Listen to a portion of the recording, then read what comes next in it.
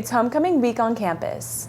And KEHS looks into various service opportunities for students. Hello, and welcome to KEHS. I'm Courtney Callahan. And I'm Olivia Henshaw. Thanks for joining us on this edition of Night Vision News. Everywhere you look on campus, the spirit of homecoming week is in full swing. From themed dress days to the game and dance this weekend. Reporter Quan Marion fills us in. This week was a very special week at EHS. It's homecoming week. Homecoming week consists of three things: Spirit Week Monday through Friday, football game Friday night, and homecoming dance Saturday night. On Monday was class colors. Freshmen wear green, sophomores wear purple, juniors wear blue, and seniors wear gold. On Tuesday, it's Twin Day, find a friend and twin. On Wednesday, it was Meme Day. You pick your favorite meme and come to school dressed as it. Thursday was Old Town Road Throwback Thursday. Bring it back to the future. On Friday is Spirit Day. Come to school and show your EHS spirit. And Saturday is the homecoming dance. Let's go. I'm so excited for homecoming this year. We're seniors, it's our last year. It's going to be so much fun. I cannot wait to dress up and fit the theme of Go Western Nights. It's going to be a lot of fun. I'm so excited. I'm really excited to go to the homecoming dance because I think it's a lot of fun and there is a lot of opportunity to get to know the freshmen and sophomores that you don't know and get to dance and be around people who you can have a lot of fun with. I'm looking forward to homecoming for the mechanical bull. I think it'll be fun. Yeah, I think homecoming is going to be really fun, especially with the Western theme, and hopefully it's a blast. I was going to wear shorts, cowboy boots, and a flannel with cut-off sleeves.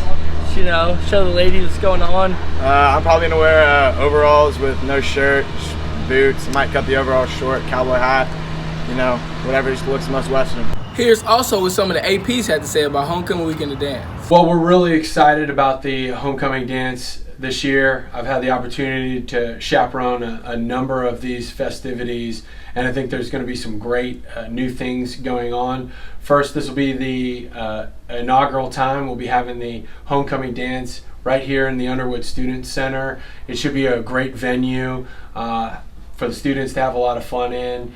We'll, of course, also have the inflatable bull riding or mechanical bull or whatnot. So I know students are excited about that. Be sure to bring your permission slips for that special activity. But putting it together, student council and a lot of parents and a lot of people around school put a lot of thought into making this a great event. So we hope to see as many of you as possible. Sure, I'm excited about getting my Western duds in on Saturday night. I've got my nice big cowboy boots and official Texas belt buckle, so I'll be sporting that at the dance on Saturday night. Still waiting on the hat, but everything else will be good to go. So I'm going to homecoming this year. This year I'm getting two limousines, one for myself and one for my entourage. Excursion limousines. I'm actually looking forward to using the school's crystal set to drink punch from that was gifted by the Queen of England, and the fireworks inside the gym. On Thursday I started Monday by not bathing, but I'll be dressing as a character from the Old Testament, the most exciting portion of the Bible. Thank you. This is Quan Mary. Back to you in the studio. Thanks for the report, Quan. The week would not be complete without the homecoming game this Friday against our rivals, the St. John's Mavericks. To take a look at the contest is KEHS reporter Alyssa Wall. The boys varsity football team prepares for the homecoming game this Friday at 7 o'clock in our own backyard against St. John's. Let's see what a few seniors had to say about the upcoming homecoming game. We'll be playing for St. John's, and they're a big-time rival here in Houston, so it's going to be a good battle. It's going to be an emotional day just for me and all the other seniors, and it being our last time to play together for our homecoming game at Episcopal. I'm hoping I get, maybe like 5 tackles, and then hopefully I'll mix in a pick or 2. And then you never know, maybe I'll come up and make a big tackle and get a fumble recovery. Yeah, I'm extremely excited for the homecoming game. I think we're going to win, and we've really been preparing for it this week. Being my last homecoming game, I really hope that we can come out with a win and maybe even get a couple defensive touchdowns. Maybe take some pressure off the offense too.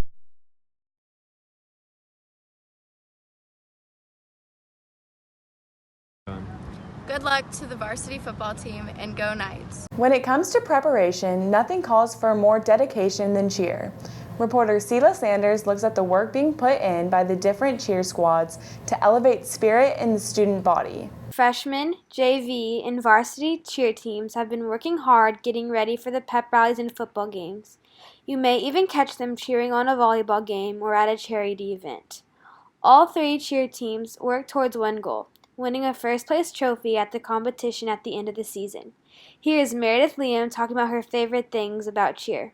My favorite things are like getting close with your teammates and like having a special bond and just like having a special time of the day to like be with friends. The homecoming game because I like selling like cookies to people. Meredith also told me how she loves cheering for Challenger football. It was really good because it was really sweet to see all the kids and like to see them all smiling and get to play, and it felt really good. I'm Sheila Sanders, and remember to cheer on your Episcopal cheerleaders at the next football game. Thank you, Sheila. I think sometimes we forget the hard work cheerleading requires. Now we join my co-anchor Courtney Callahan in her report on Challenger football. Service is a very important part of Episcopal High School's curriculum. This past week, our football team and our cheer team both participated in Challenger football.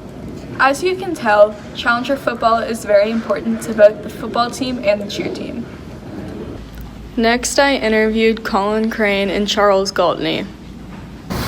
Challenger football is when we play football special needs kids, and we go on the field and we play catch, and then after we go get pizza. It's a really fun time. My favorite part about Challenger football is when the kids score all the touchdowns, and it makes me feel really good. Colin Crane really enjoys participating in Challenger football each year and thinks it's a very important part of SOS, Students of Service. Next, I interviewed Adrian Cormier. It impacts the players and the kids because we help them out, and it makes them feel better about ourselves and themselves to see how we're helping them and making them become better people. That's all for today. Thank you, and back to you. Watch for upcoming information on other service events. And speaking of service, SOS has a number of events planned for the year, and among them is service at the Nehemiah Center. My co-anchor Olivia Henshaw brings us word on this opportunity to give back to the community. The Nehemiah Center is a great supportive place that helps families by taking in their kids and nurturing and preparing them for their school life and work.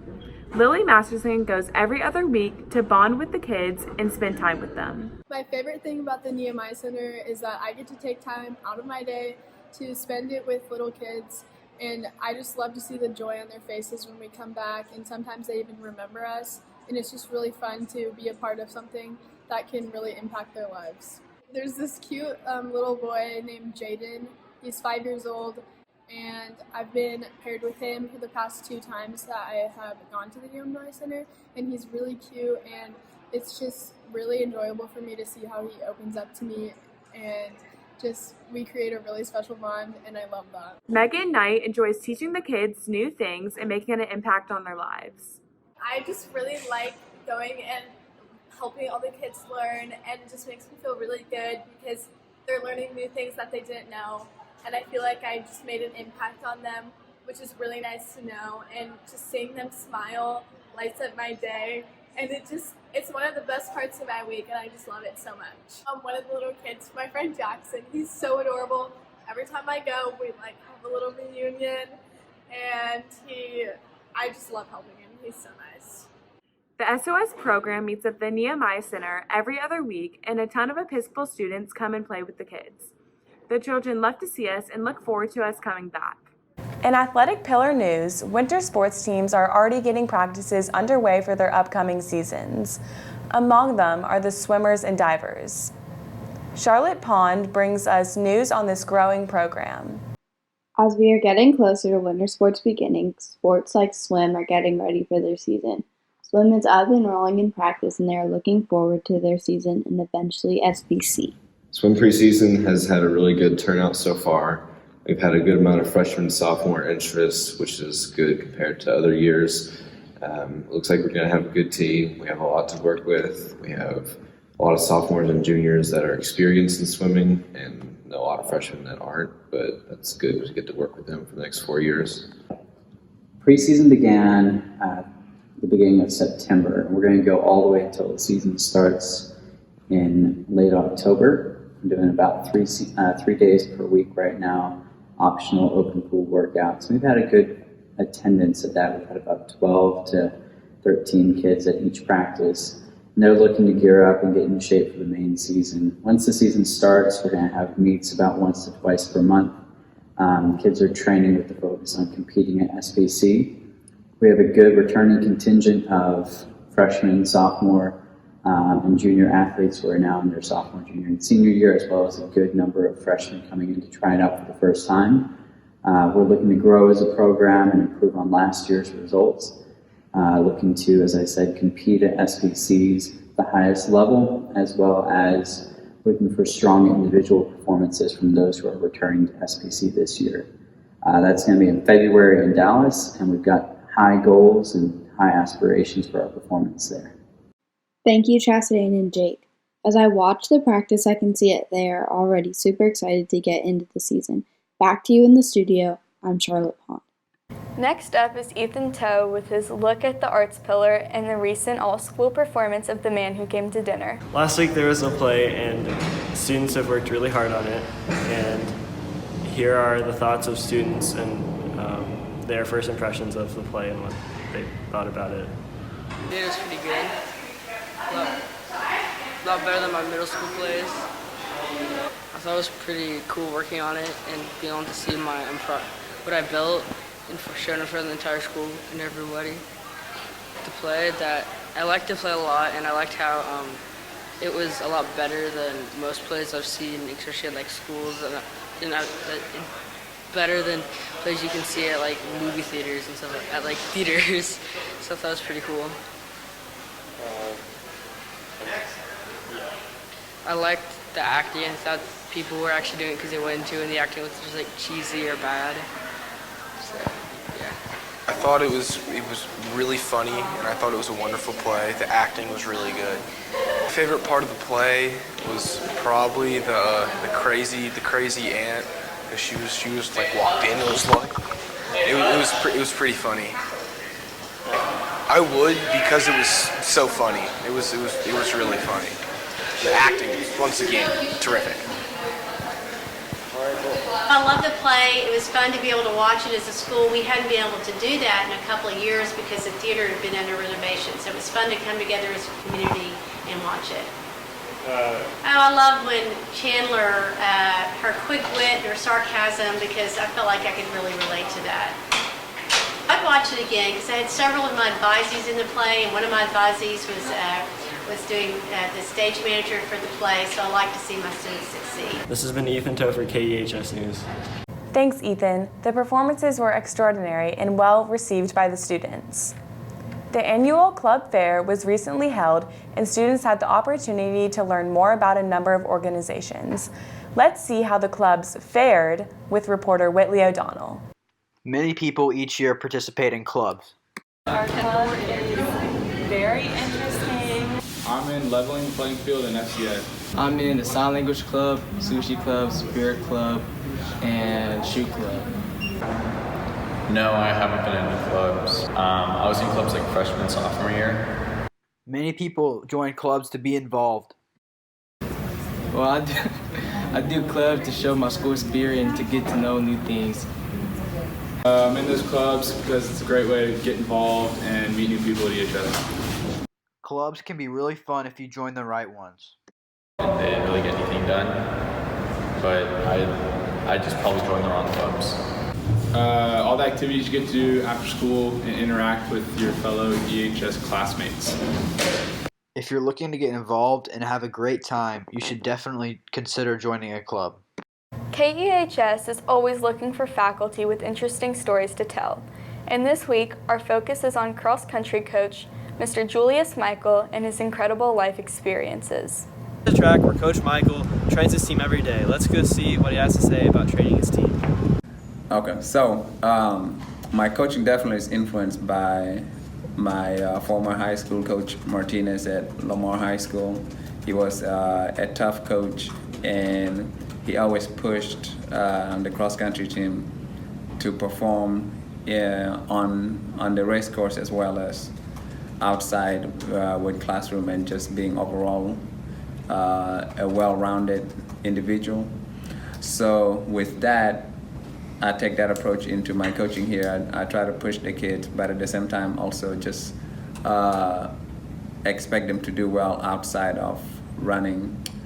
I got into running because distance running, no one wanted to run. So it's just a pride thing, and you want to do what other people cannot do. So that influences being able to push the kids and getting the kids to do something that most people would just quit, and take pride in getting up early and being able to do a lot more by 7 a.m. than the typical student body or the average person in the United States, because most Americans and most people cannot run a mile in 10 minutes. So where the kids I work with can do 3 of them, or can do 4 or 5 miles, all at a faster pace. So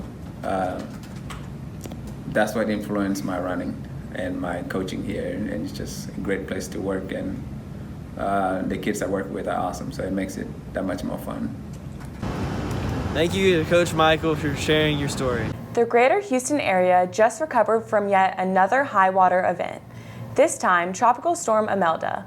To find out its impact on our community is reporter Skylar Witt. That day because my parents were afraid that our house was going to flood, so we actually left at like 1 o'clock. Our house tends to flood, and we wanted to be able to get home in time, so we left so that we could get into our house. When we were leaving, there were so many people checking out that it was just kind of chaotic. Like, everybody was scared and like trying to leave, and the front desk ladies were all like worked up, and it was kind of just like chaotic and stuff, but we made it work. A lot of people were getting kind of crazy and jumping in the water, but other people were willing to help. I left the school around 12, and it took me around an hour and a half to get home because a lot of the streets around my house were too flooded to drive through. Do you have a free period in your schedule? If not, what would you do with one? We sent reporter Jason DeGeorge out to talk to the haves and the have-nots about this valued time of the day. During free period at EHS, many people use the free period as a benefit to get ahead and get whatever work done they may need for school. I like my free period because I get to study for tests, quizzes, I get to do homework that I missed from the previous night, and I also get to sleep. And sometimes I may go to the gym and play with the kids in PE. I like to get work done in my free period, taking my week. That's like, getting caught up with what I need to do so I can be good during the year. So I usually work on all the homework, so I don't have to do as much homework as I have to do at home. And then I usually go to classes that I didn't understand the information in, and I just get like more information from the teachers during the free period. Free period is very important for academic success at Episcopal High School. Well, that's all we have this week on Night Vision News. I'm Olivia Henshaw. And I'm Courtney Callahan. From all of us at KEHS News, thank you for joining us. And go Knights!